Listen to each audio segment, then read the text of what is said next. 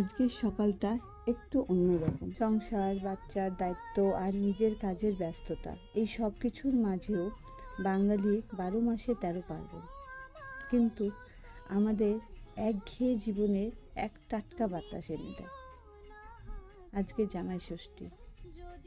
আজকের দিনটা ছোট হলেও উৎসবটা সবার একটা আলাদাই আনন্দ থাকে।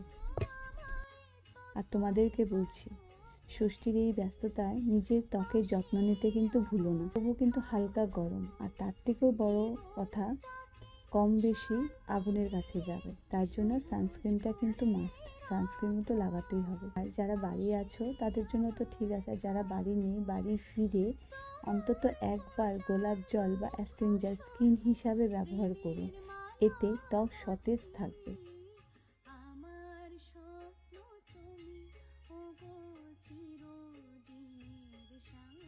সকালের পুজো শেষ করে মনটা একদম শান্ত হয়ে গেছে।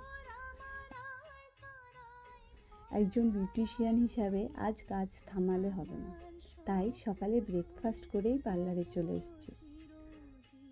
পার্লারে কাজ শেষ করে আমরা সোজা রওনা দেব বাড়ির উদ্দেশ্যে। বাড়ির উদ্দেশ্যে বলতে বাবার বাড়ি যাব। তোমরা ষষ্ঠী কীভাবে কাটাচ্ছ কমেন্টে জানাতে একদম ভুলবে না। সুস্থ থেকো, ভালো থেকো, নিজের খেয়াল রেখো। দেখা হচ্ছে খুব শীঘ্রই।